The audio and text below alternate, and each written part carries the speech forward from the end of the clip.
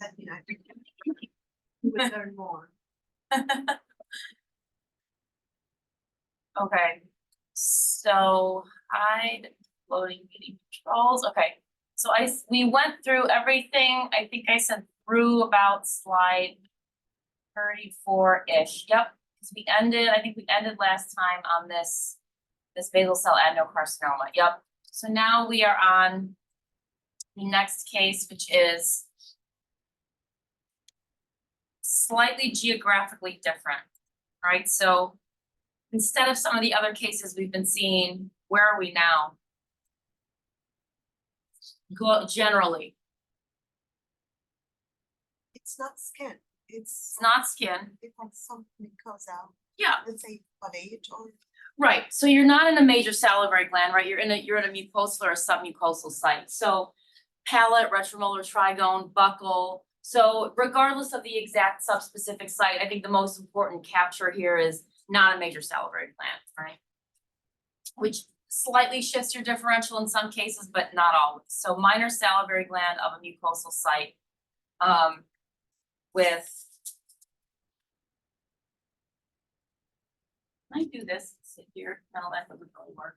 All right, You can move the table. I can move the table. tell you move the table. I feel like. Here we go. That's good. I'm gonna sit. Okay. All right. So why don't you go ahead and continue describing it then? Yeah, so we have the region. Mm-hmm. The submucosa, let's say, and Yeah. the region is composed of tubular formation, let's say. Mhm. And it looks well circumscribed. Uh-huh. Tubular formation lined by like monotonous gland nuclei Mm-hmm. with kind of blood vessels between them. Okay. I didn't see any high grade features. Okay. The stroma is, yeah, Pretty minimal. yes. Yeah. Okay, and so what are the one thing I want you to always look at when you see these tubuloductal kind of structures is the presence or absence of a peripheral kind of myoepithelial cell layer, right? So at least on H&E, do you see a myoepithelial cell layer around a lot of these tubules? No. No, not really, right? So you can sort of imagine, right, that this might be a monophasic tumor because you don't see them on H&E, but you always want to prove it, right? I agree that we don't see high grade features. In mucosal sites, circumscription is always somewhat circumspect, right? Because you can have benign things like pleomorphic adenomas that are somewhat infiltrative of mucosa, and you can have malignancies that are relatively circumscribed. Just keep in mind, but there's no like overt destructive infiltration. Okay. Yes, and the nuclei are bland, and they're also kind of open chromatin. Yes. And not really like dark or wrinkly, not really prominent nucleoli. All right, so what's your differential or what do you want us to order? So for now, like the location also maybe is going to make me think about pleomorphous adenocarcinoma. I'm not sure if I could think about canalicular adenoma because the location maybe is in the left. Yeah. And I don't see the feature of what you call it beating. Right, beating that you think of for canalicular. Yeah, but right. I thought about it. Okay.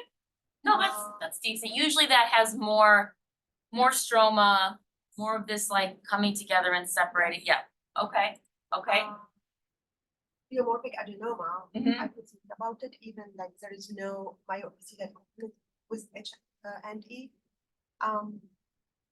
Yeah, that's what I'm thinking. Okay. So we should start doing something to see if it's mono or. Okay. So for myoepithelial marker, what would you like to do? What would you like to do? What is my favorite that we already talked about? You like calponate, but P63 or P40. Okay, so in this case, which is preferred, P63 or P40, and I'll give you one of them, right? this is P40, why is this P40? Because it highlights here. And how do you know it's not P63? You don't. Does anybody know why this is not P63? P63 pick up the Perry site, some fascinating. No, but, P40 is generally what we wanna use because it's more specific in staining true cells of myeloepithelial differentiation in this differential diagnosis, right? If you're between polymorphous and pleomorphic adenoma, right, we know that we heard that polymorphous can sometimes aberrantly stain with P63, right? So we always want to use P40. So this is P40, right? So it won't stain the pericytes, but P63 might actually aberrantly stain the tumor cells of polymorphous. So totally negative, right? Okay, so now what? Now. What does that narrow you down to? Exactly within your about differential? 3 months. Yeah, yeah, And I think we should do the S100 here. okay.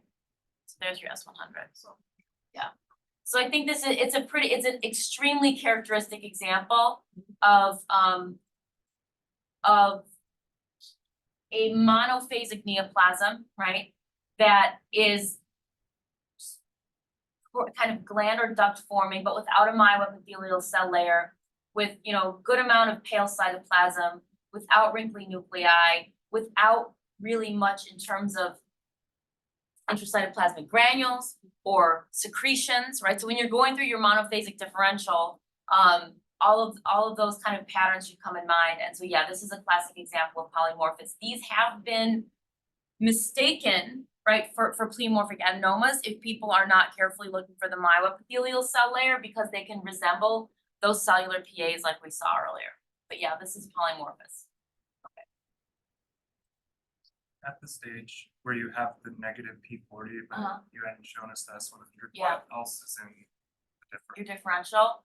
So, I mean, I think pretty much many of the monophasic things, right? So once you've X'd PA out, you've X'd adenoid cystic out, right? Because on the palette that could also be. I think secretory is probably the morphologic closest because of the ducts, although we don't have that same eosinophilic secretory material. I think you could think of a granule pore adenoid cystic with this microcystic morphology also, but again, oh my god, a granular pore actinic. Okay. Right, it's also not the right location, but if you were somewhere else, right? And you know, you can't have microcystic mucoeps where intracytoplasmic mucin is rare, especially on a small biopsy. So I think secretory / microcystic actinic, polymorphous / cribriform, mucoep, are probably the closest. Mucoep would still stain with. Great point.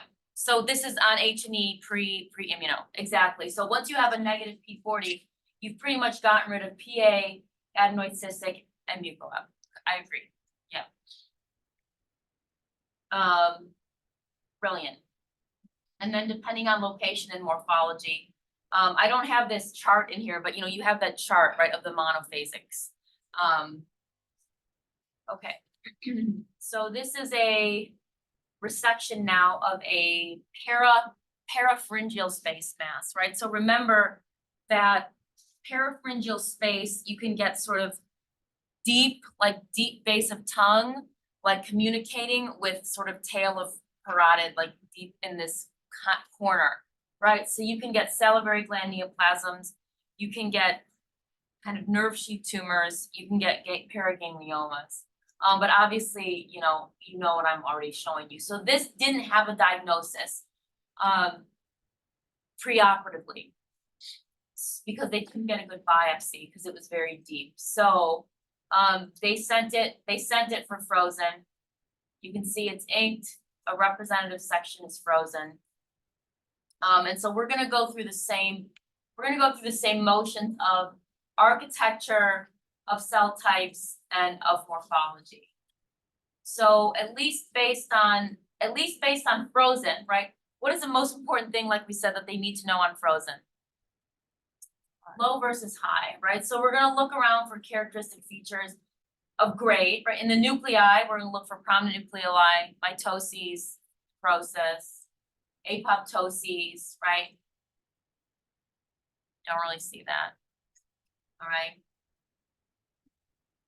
But we're gonna keep looking for all those things, okay? You see ducts?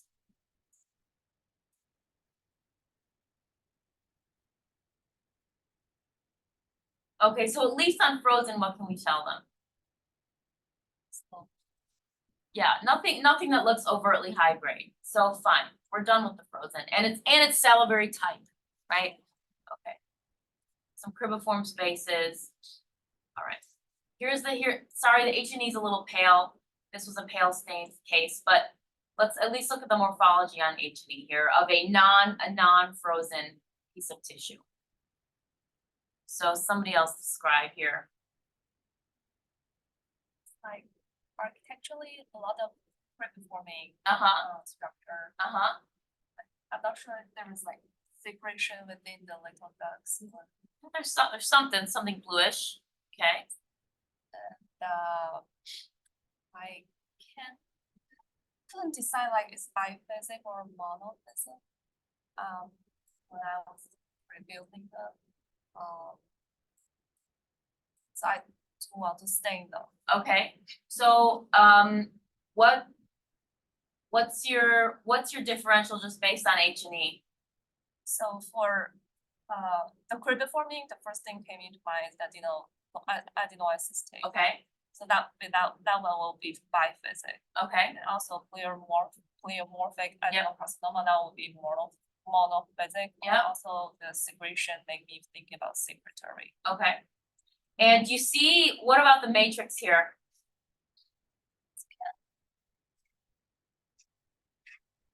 Quite hyalinized, right? Mm-hmm.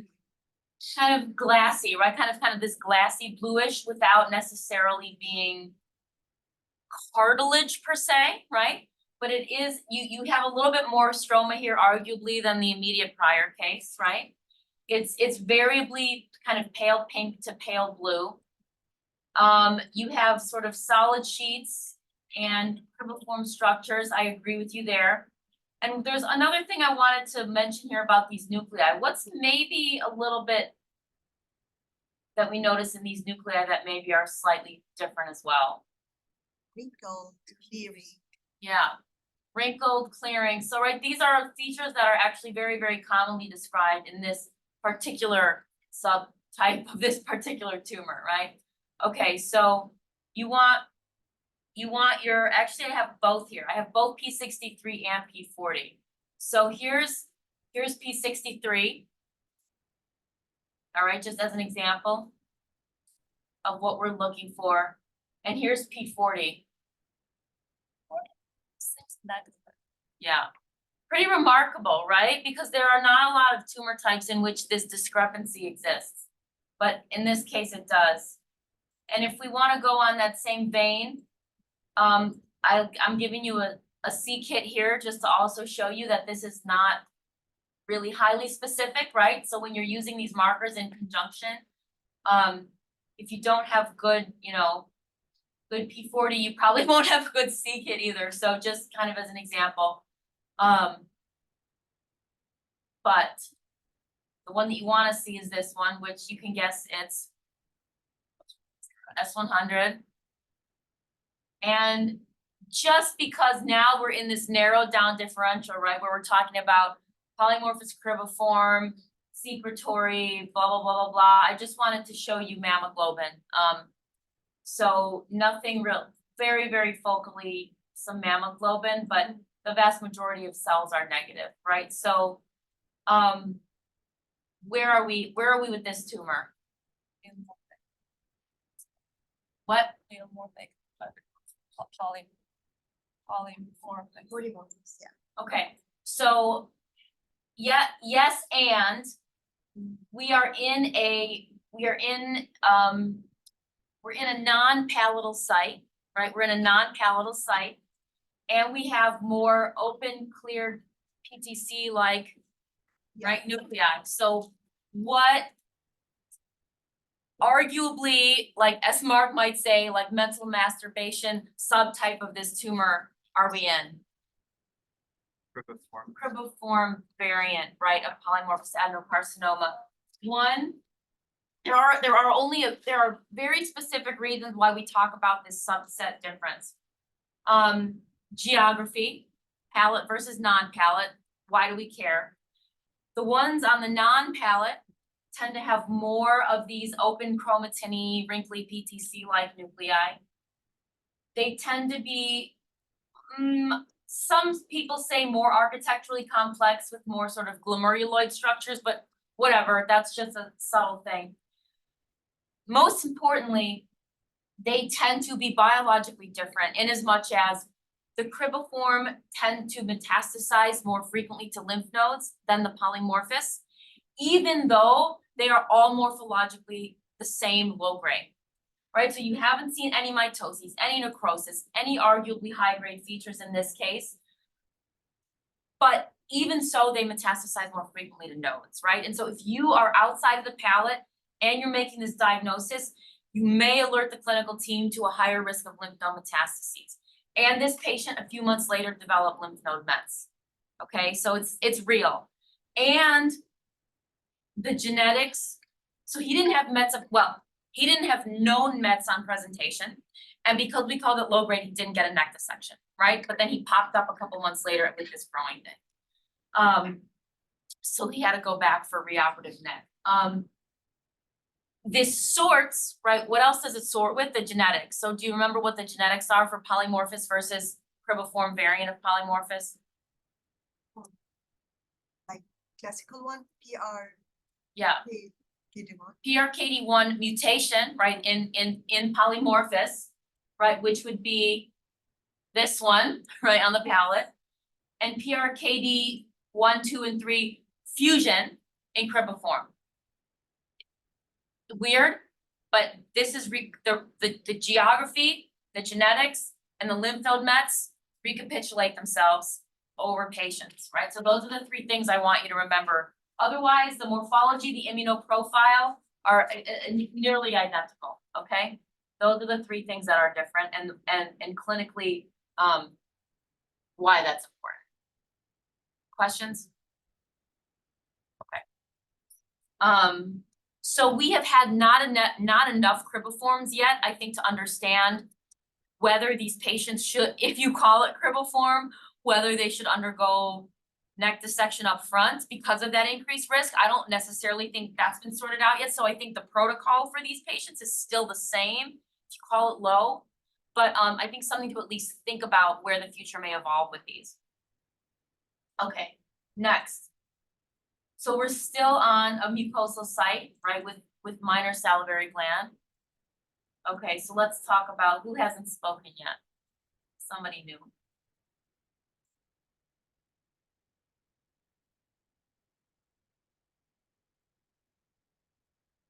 It's like a well circumscribed lesion.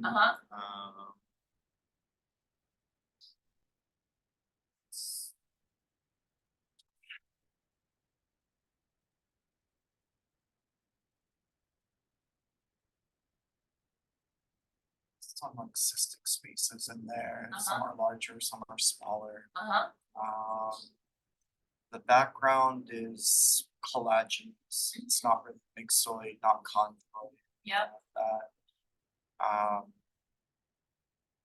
The glands are like, they're not really forming any particular pattern that I can tell. Yep. It's not like cribiform, it's not marioid, Yep. nothing like that, they're just Yep. back to back. Yep.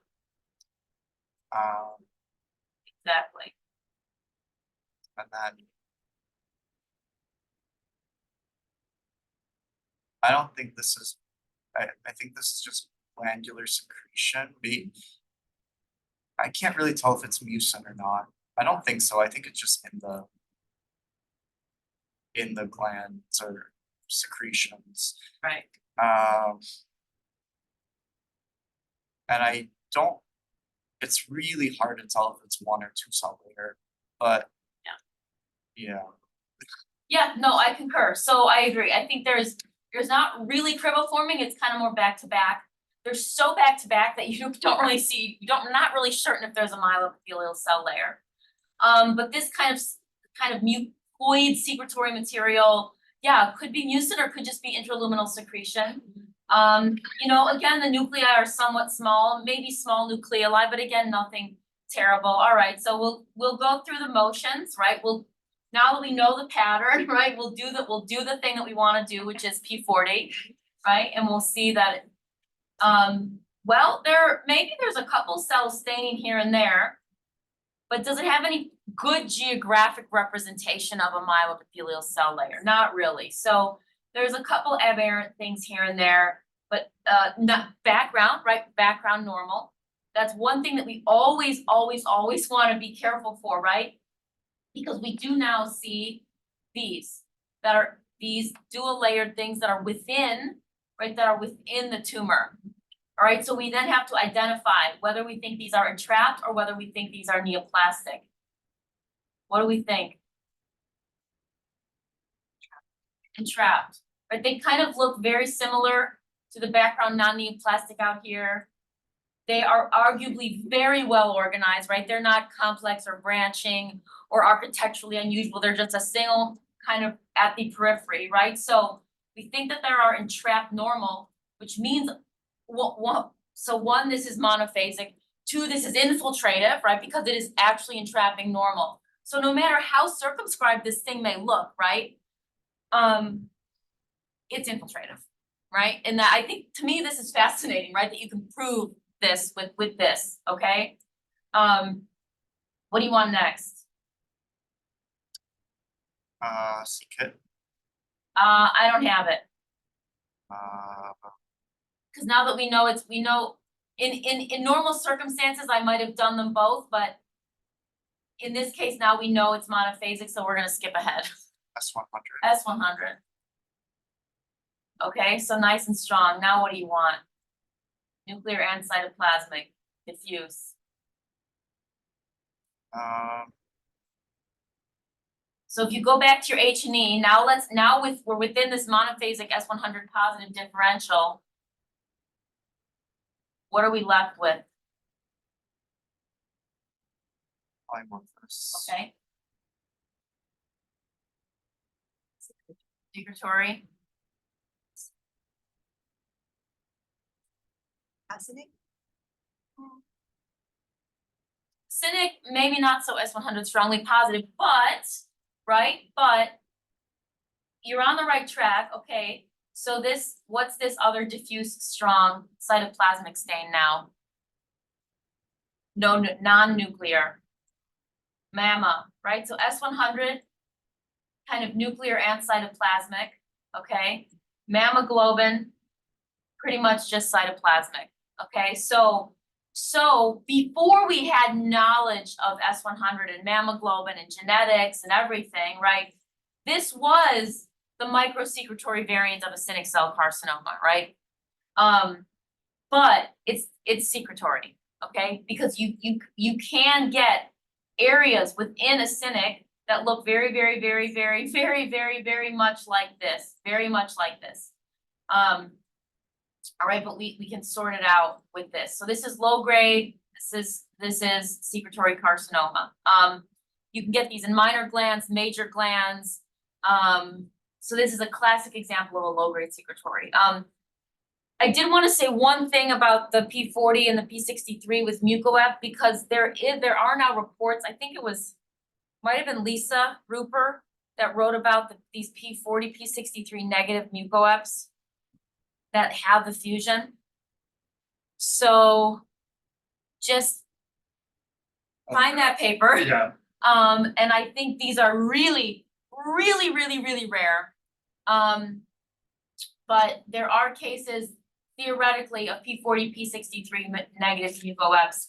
So just keep all your wits about you, if something doesn't read the book, but in the 99% of tumors will kind of read the book and do as they are expected to do, especially if they're low grade like these, right?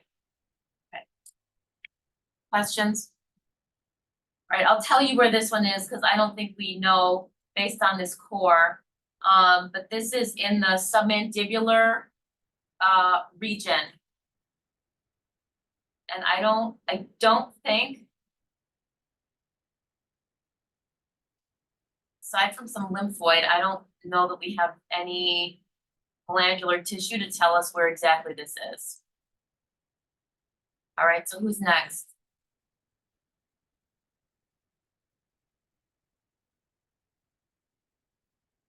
We're snaking around, how about Anusha? And that's an insular growth pattern. It's large nests and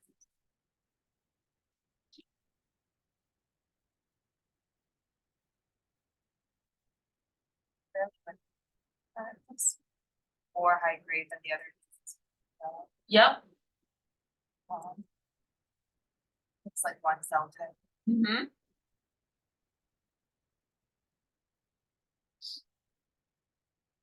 Kind of sway more. Mm-hmm. Much necrosis, not seen. Yeah, there's some debris, some apoptosis, karyarexis, solid like you said. Okay, so morphologically, right, based on our kind of historic morphologic descriptors, how would you describe this pattern, right, of these solid epithelial islands within this kind of lymphoid background? Generically, if you were to see this in any place, how would you describe this morphologic pattern? What? A met. So could be a met, right, because you have a lymphoid background, exactly. But if you were in, say you were in a primary lymphoid rich site, you might describe this as lymphoepithelial, right? Just kind of as a morphologic pattern descriptor, but yes. So depending on whether you are in a lymph node, right, or in a lymphoid rich non-nodal site, it is kind of a lymphoepithelial morphologic pattern. Because you don't see, right, lymphoepithelial meaning you sort of have, you have epithelial islands, right, in close proximity to a lymphoid background, but there is no other architectural like specificity, right? Like there's no other architectural thing to tell you that this is a Warthin, right? Or a whatever. So I'm just trying to get you to think kind of broadly about this morphologic pattern. All right, but you said you think it could be a met because it's in a lymph node. And if we're in the submandibular region, we know that it could either be primary or a met, right? Okay, so given that, what is your differential and what do you want?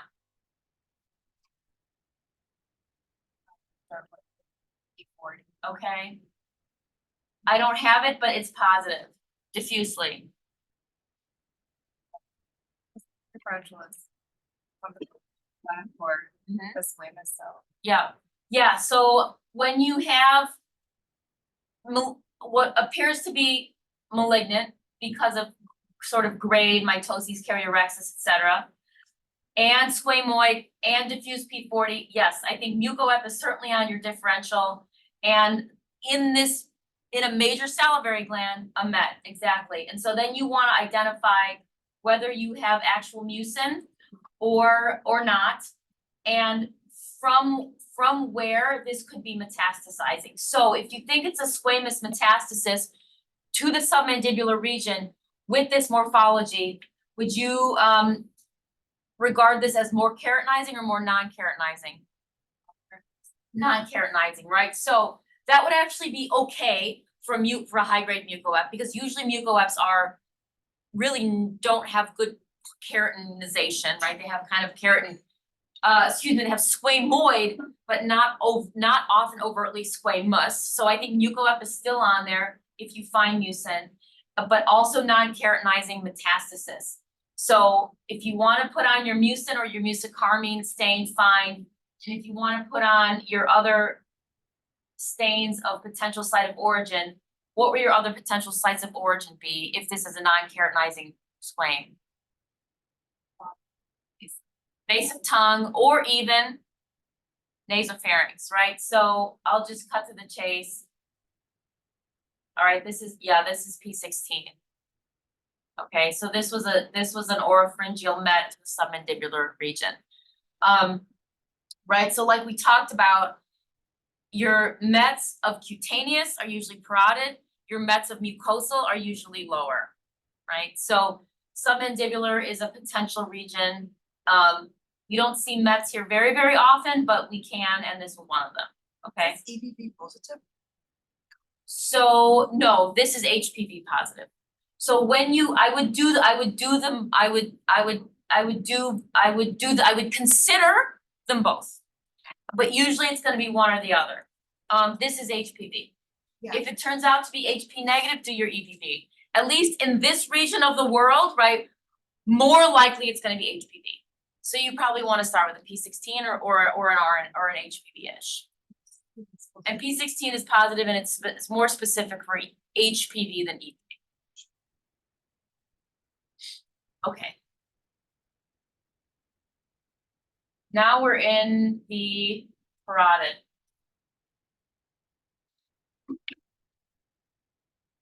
And I'm telling you that again because we don't have any bystander normal tissue.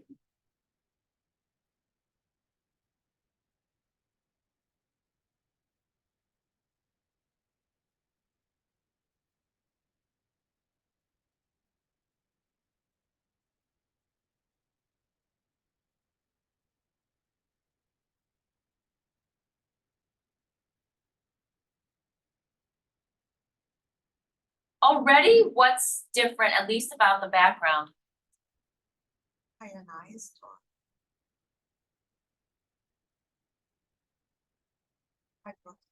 Fibrotic, I would argue that I would reserve probably the term hyalinized for something that's less cellular, right? That's more strong, more collagenous.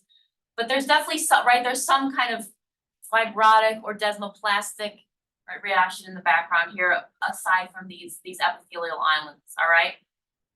So do we have any, do we regard this as morphologically similar or dissimilar from the prior? Similar, right? So we're kind of on a similar differential, but we're in a different geographic site and with a different stromal background. Okay, so let's do the same workflow, right? And do our P63, P40, right? So this is, in this case, it happens to be P63, but it would be the same for P40, I'll just tell you, okay?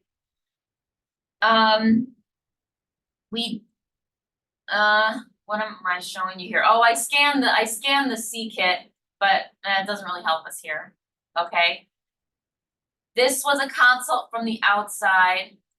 So we have a positive control here. No, we don't have a positive control on this slide, but this was a mucin stain, right? Because when we think about that exact same differential, right, in the salivary area, something was squamoid, but not necessarily overtly keratinizing morphology. Strong P40, P63 could be a high-grade mucoep.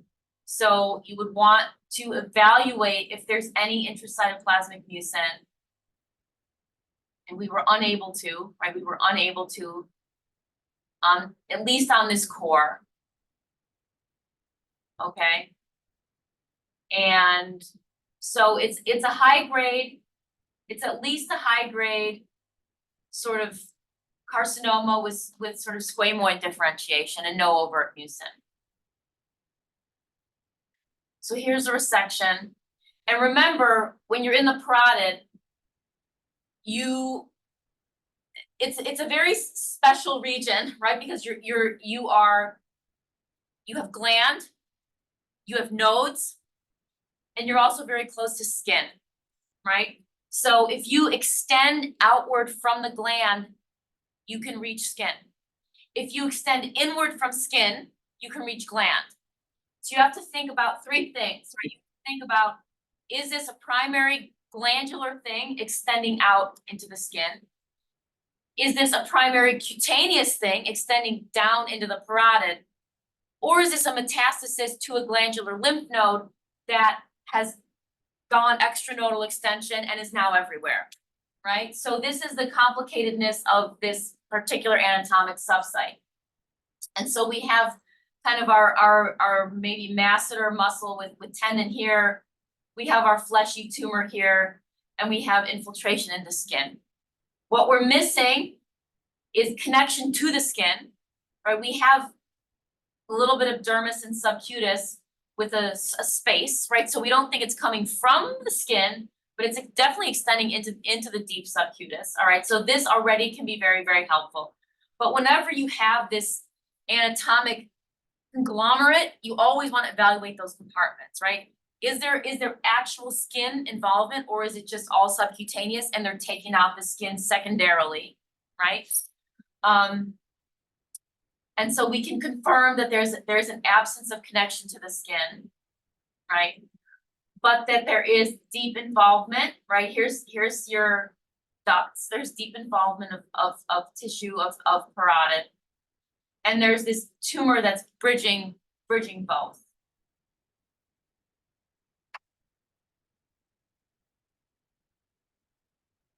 And when you have something like this, it can be hard without confirmatory immunos like we already saw, or molecular to definitively tell us differential the actual diagnosis. But what can we say just based on the growth pattern and the morphology? Is it low grade or high grade? High grade, right? It's highly infiltrative. There are prominent nucleoli. At least on the core biopsy, we saw some mitoses and apoptoses. There's pleomorphism.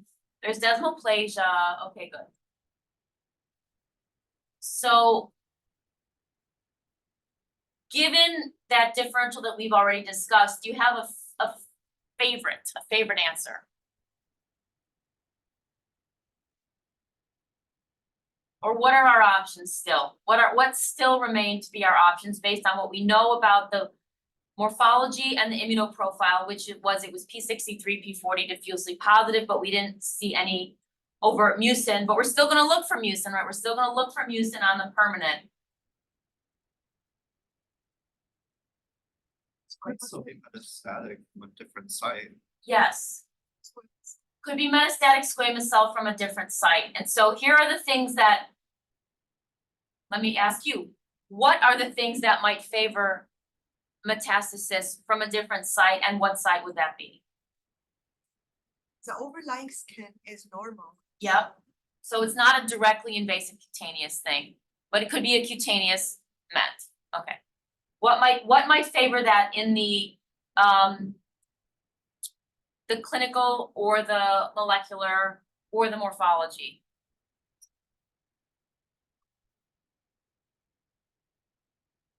So the morphology,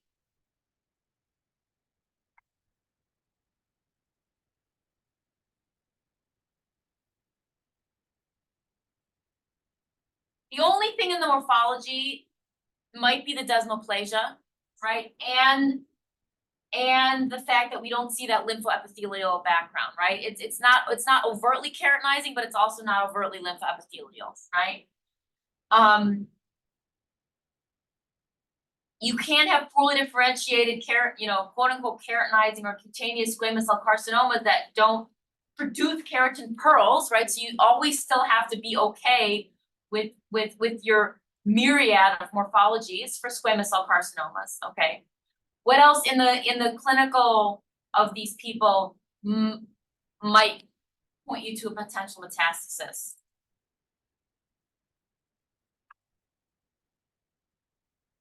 Is it just history of having squamous cell? That is certainly helpful, but it's not always present because they don't always know or remember. Are these usually young people, old people, pale skin, dark skinned? Oh, like the UV signature and molecular? Yeah, so they're usually older people, and they're more often pale skin, just because these are the people that develop skin cancers. So even if they don't have a history of cutaneous malignancy, you should have a high index of suspicion when you can't prove that it's something else, and then you could do the UV signature if need be to prove it. So yeah, so that, yes, that's what this is, okay? But sometimes you can't always get there without that, and I think this was one of the more challenging ones because it didn't have an overtly keratinizing morphology. And it was more sort of poorly differentiated, and you were thinking about a primary mucoep, right? So just keep that all in mind, and sometimes that will sort you out. The one differential that we haven't talked about yet with the strong P63, P40 in a salivary site is what? Myoepithelial, right? We haven't talked about a pure myoepithelial, probably because we haven't had the right morphology yet. We haven't had great myoepithelial morphology, but you should always have that in mind when you have a P40, P63 diffuse positive thing. Besides squamous, besides mucoep, myoepithelial, and of course hyalinizing clear cell, right? But with the morphology for that hasn't been right yet. I thought you said that really doesn't exist though, What? the pure myoepithelial. Pure myoepithelioma, but pure myoepithelial carcinoma does. So slight caveat. I am wary of benign pure myoepithelial rich, but I'm okay with malignant myoepithelial rich. All right, next. Core.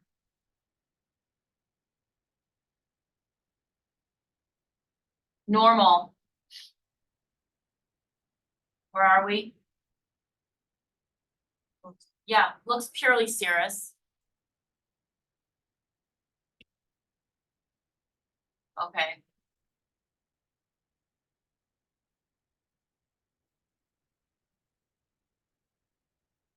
The tumor looks like the normal at some point. At some point, the tumor looks like the normal. Right, so how do you differentiate in this case then tumor from normal? Maybe ducts should. Right, so this is a pertinent negative, right? So if you are looking at this region, right, where you have tightly packed acini and ducts, right? Compare that to this region and this region and even this region where you have tightly packed what appear to be acini with granules, right? But they don't have ducts, and they arguably in areas have a more complex morphology, where you have some of these that are more like longer tubules, right? That kind of are interconnected. So compare this region, right, to this region. And so for the junior people, maybe take a look at this on your own, but this should be something that you should be, it's diagnostic on core, right? So what is it? Civic cell. A cynic. Okay, so this is a cynic cell. You don't need anything. If you want to do something, I don't know why this was done in this case because you don't need it, but this is P40, right? Just to prove to you that it's fine, whatever. Okay, so what P40 could help you with in this case is normal, right? Versus neoplastic. So here's P40 in the normal acinar tissue that has a myoepithelial or a contractile or a basal cell layer around the ducts, and it has interspersed P40 around the acini. But in the neoplastic acini, there's nothing, right? So that's pretty much the only thing, in my opinion, that P40 will help you with. All right, so low grade cynic, fine. Next.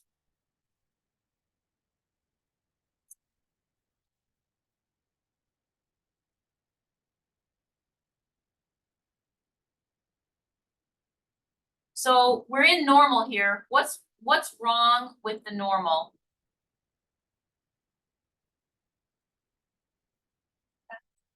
What? Too much fat. Yeah, there's a lot of fat. There's a lot of fat.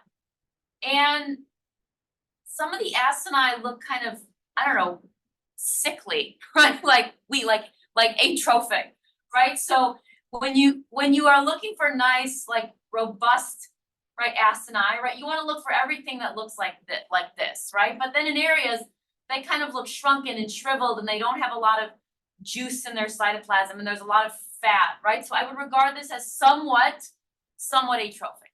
Whether that's because there's a tumor nearby that's compressing it, fine. Sometimes you'll see atrophy post-radiation or whatever, but just to get that picture in your head, okay. All right, next.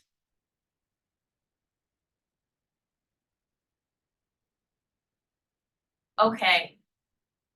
First years. Low grade, high grade. High grade, why? Necrosis. Pleomorphism. Wonderful. All right, so there's your frozen. You can be a frozen section pathologist, but obviously this isn't frozen, this is a permanent. All right, so we're dealing with a high-grade carcinoma in what appears to be probably a serous-rich site, so parotid. All right, now let's look for cues.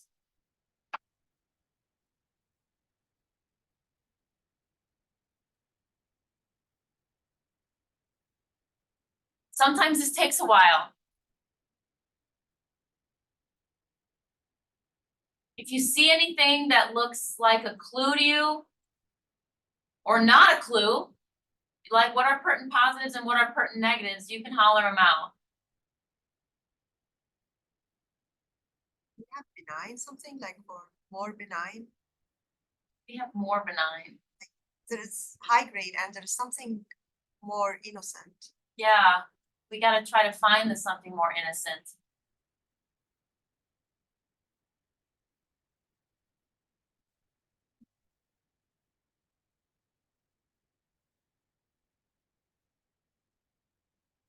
The mitoses, okay, no. Let's keep looking. I think this is what's hard with the virtual, is it's sometimes slower. I think you found one area. Did I find the area that you were looking for?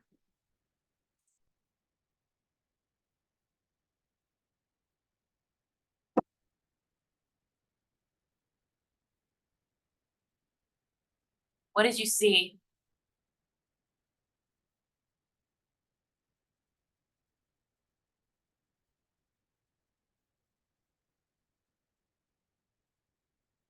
Breathe, right? Okay, could be debris. Could be purple debris. I know it's really hard because we can't zoom in and out. But what are you seeing? Something like acidic or Something dark like granules, right? So could it be debris? Or could it be zymogen granules, right? I think that's maybe what you're getting at. And you occasionally have small little tubuloductal-like structures. So it's in, all right, it's in this region here. All right, so let's keep track of that area. Otherwise, most of this is dead, right? Most of this is dead or sort of just high-grade nondescript. So to highlight those granules, what do you want? I'll give it to you. I'll give you a PAS diastase. Okay. So here's the area that you're interested in, yeah?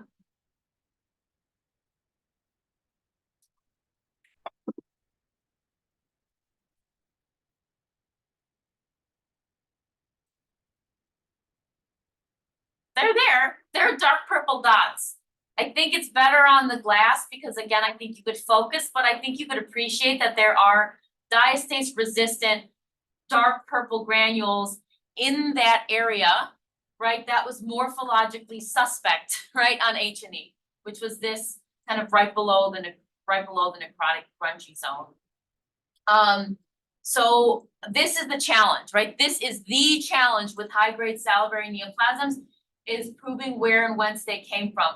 The most important thing you can do is probably just prove that it is a primary salivary versus a met, right? Which is what we just saw, right? So this would be, you know, P40, P63 negative. What is the one immunostain that acidic is a pertinent positive for? Dog 1. Somebody say it. Oh, well, I said it for you. So here's the dog 1. So let's look at the normal. So kind of, if you squint, right, you can see that there's apical membranous staining in the normal acini. This little like pucker, right? That's, it's weak, but it's there.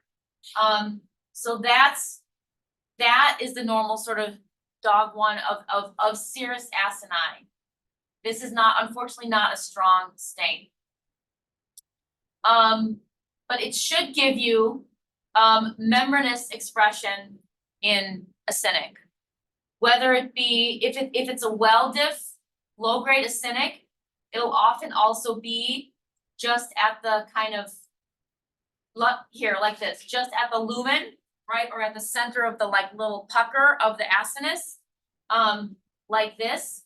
Or if it's more poorly differentiated or non-acinar forming like this, it can be just full membranous in these solid areas, okay? So just kind of a fun factoid about dog and how to interpret it in these morphologically heterogeneous areas. So that's what I have to say about this. There's a second IHC now. Does anyone know that? It's specific for a stem cell. NR483.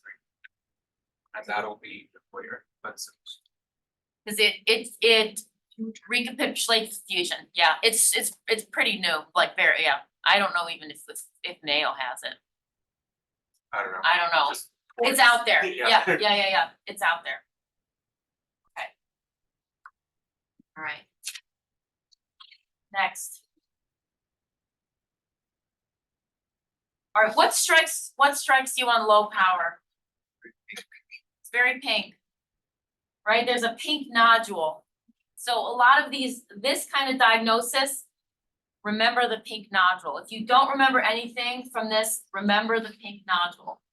Okay, and in the background, we have some normal serous kind of crushed looking acini. So we're in parotid.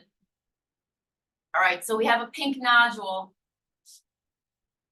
with calx, some ugly looking cells. And then this thing out here.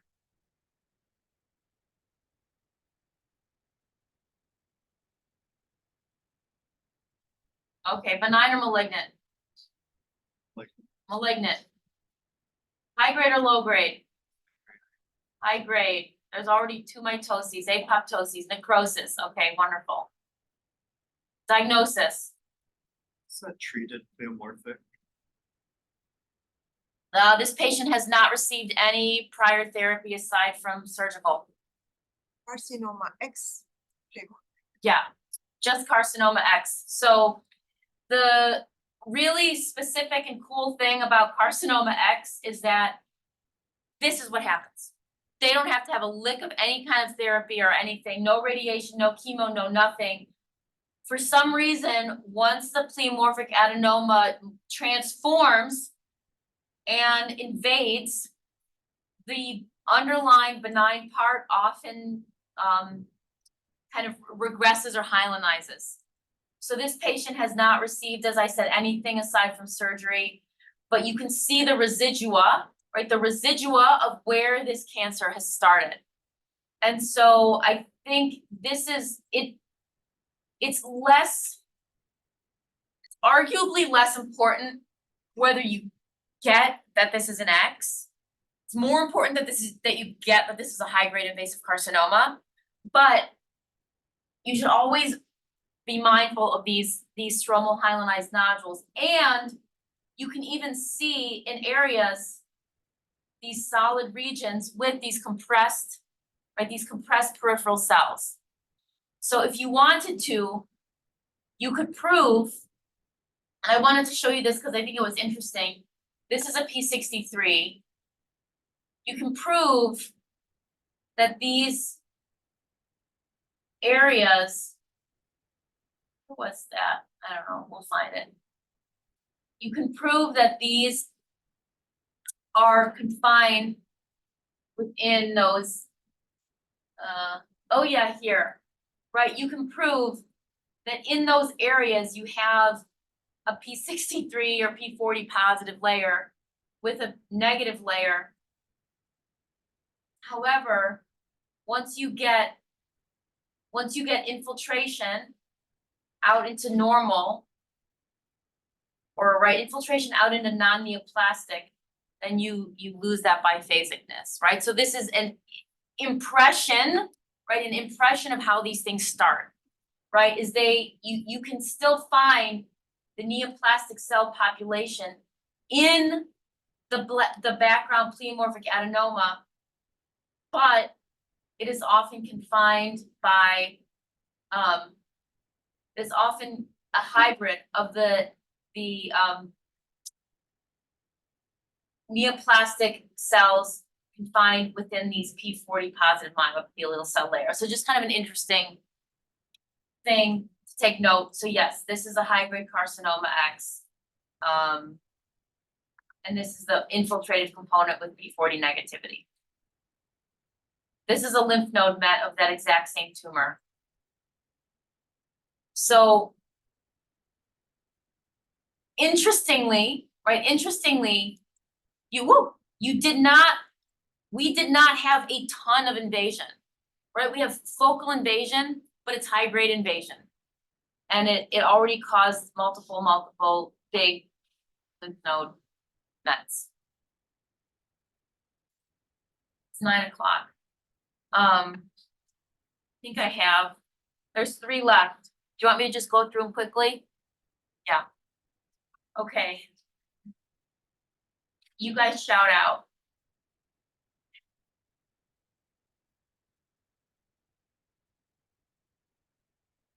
What do you note about this architecture on low power? Pushing Pushing? and central necrosis. Yep. Yeah, at least central, probably necrosis, but certainly some quasi-cellular region, right, with peripheral hypercellularity. So we already talked about various differential diagnoses that are very characteristic for that morphologic pattern. What were they? Do you remember?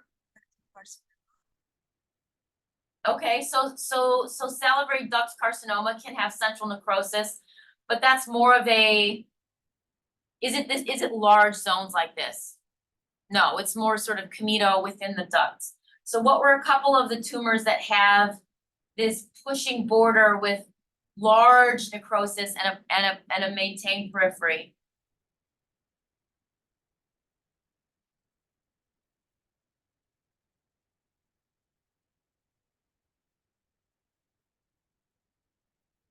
Anybody remember? All right, that's okay. We can figure it out with immunos. So what do you want?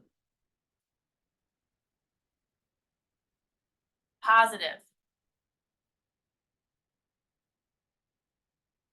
What else?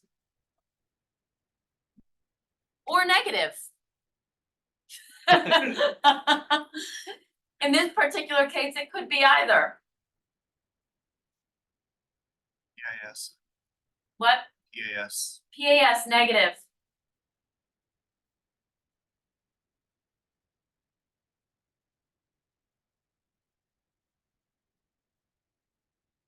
All right, what haven't we done yet? What haven't we talked about yet? I'm leading you down the garden path.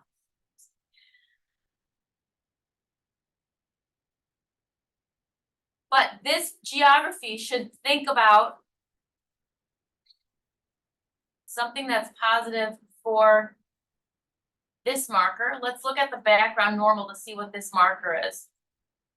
Oh goodness. It's positive in acini. Oof. Nope. It's nuclear.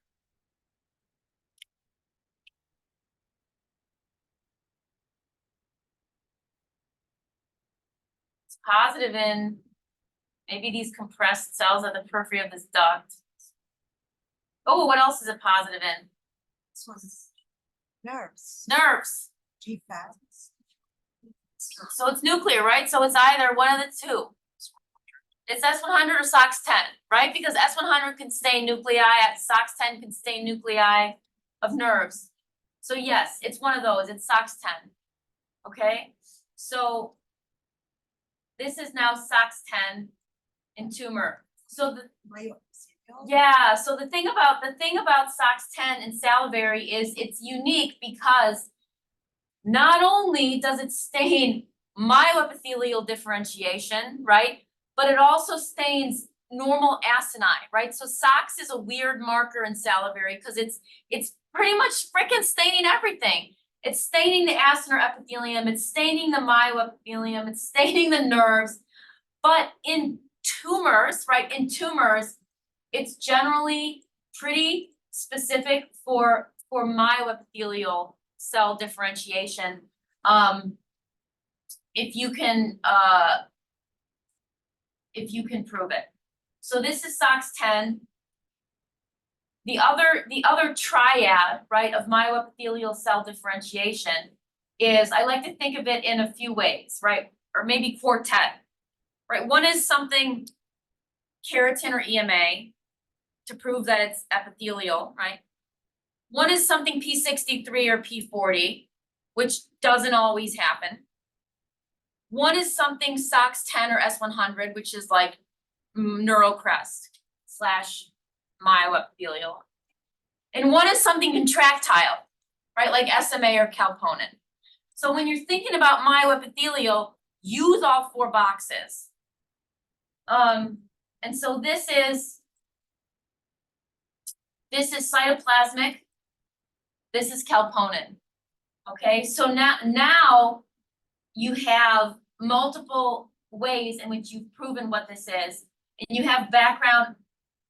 This must be a little vessel, right? You have background positive control, pericytes, right? So you've now assuming that this is keratin positive, right? I'll tell you it's keratin positive. You've checked at least 3 of those boxes. I don't know if this was P40 or P63 positive, but it doesn't matter. Because you've checked a contractile box and you've checked a sort of neural crest box, right? So this is myoepithelial. All right, and what I wanted you to get at was when you see this morphology with this kind of geographic large central necrosis or at least paucicellularity, it's usually often pure myoepithelial or epithelial myoepithelial, high grade. Right, so just think of it. And the reason I think this is important is because when you're in this solid high grade, right, like squamoid, your differential is still, right, metastatic squame, mucoep. But with this morphology, you should also really think about a primary epithelial myoepithelial or pure myoepithelial carcinoma, right, as opposed to these others where you didn't have that same kind of pattern, okay? Just subtle. So that's how we work our way through that. And this one.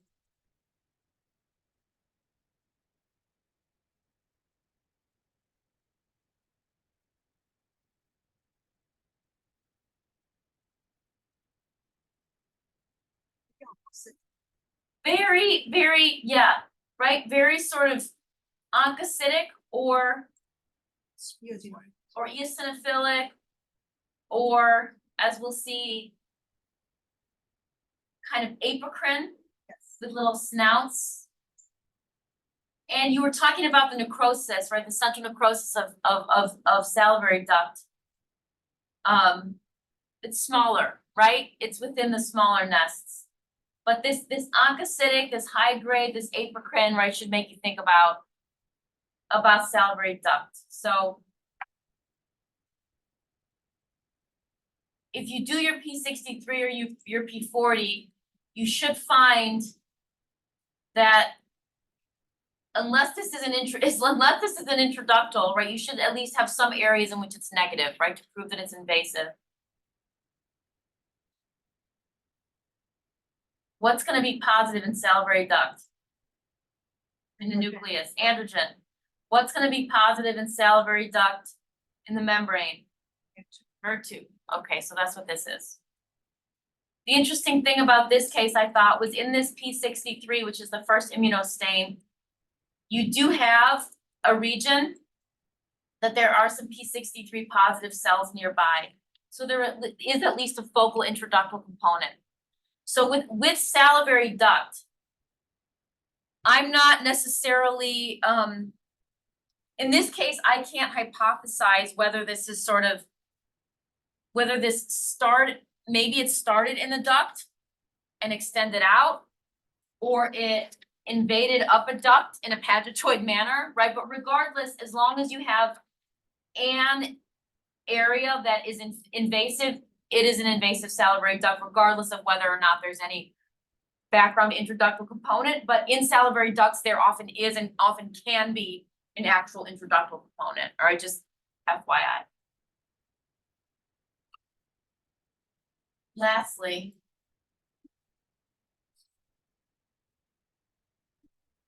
core.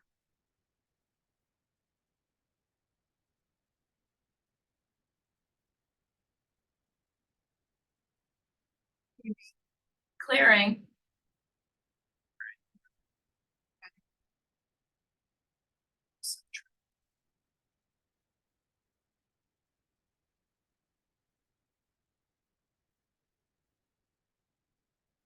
This was also an outside core biopsy, so not great H&E, right? But sometimes this is what we're dealing with.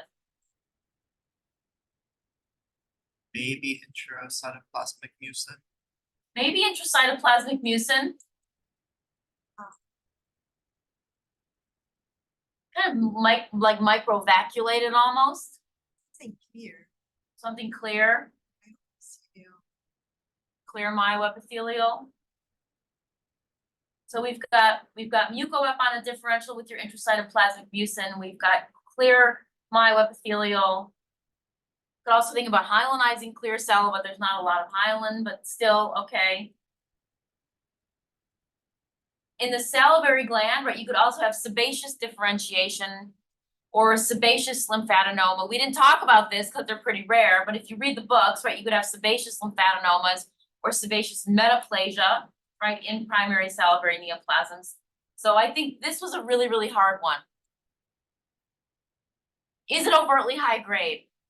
No, right? So probably on biopsy, that's, you know, you can give your differential, you can order your stains if you want, but we were limited because this was an outside. But I thought this was a really challenging one, until we got the protection.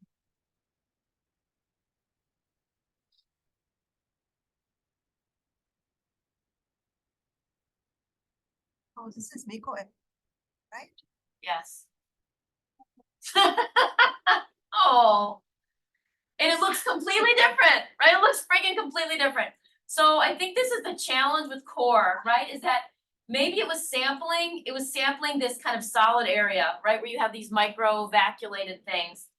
But it wasn't really sampling like right next door, this nice, beautiful intracytoplasmic mucin, but some of you got a sense, right, that maybe that's what that was. So this is, I think, one of the reasons why I'm not fully committal on core. And we were limited by, we didn't have a block and we didn't have stains, right? So just things to think about. You could do your P63, P40, which should be positive. You could do your intracytoplasmic mucin, which may or may not be positive in this case, depending on whether these are true mucinous cells or not. But most importantly, low grade with either, you know, mucoid or sebaceous differentiation. But on resection ends up being a kind of macro to microcystic actual mucoep with your nice intermediate cells. And so what grade would you give this mucoep? Low grade, right? So I tend to not give mucoeps intermediate grade because I don't believe it's clinically useful. So yeah, no mitoses, no necrosis, no PNI, no LVI. There's some prominent nucleoli, but otherwise there's no actual pleomorphism. So yeah, low grade. I don't care about the solid versus cystic. For me, for grading, it's useless. Do you have to see the 3 cell types? No. So mostly you're gonna see mucinous and intermediate. And that's fine. Only rarely will you see good squamoid with intercellular bridges. So my answer to that is no.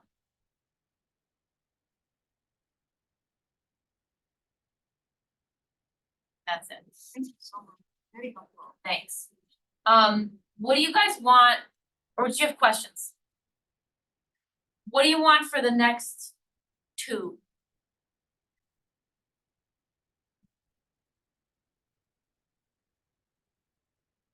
What would you suggest? I've got thyroid, I've got, I assume Mark is probably doing. Do you know what Mark is doing? Adonogenic, what is he doing? Adonogenic.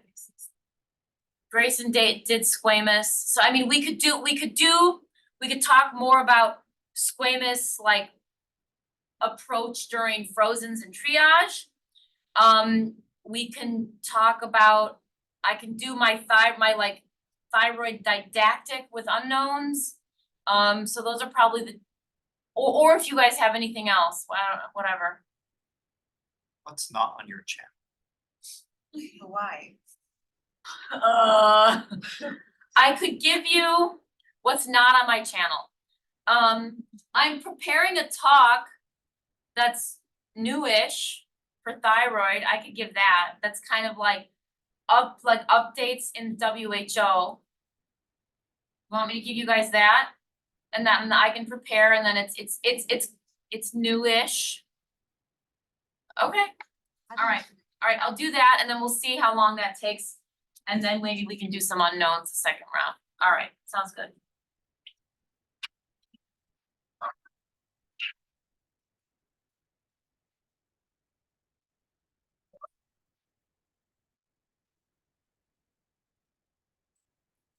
I'm gonna sit every time, that was great. I need to talk to you about that Nishan case that you texted about on Okay. Friday.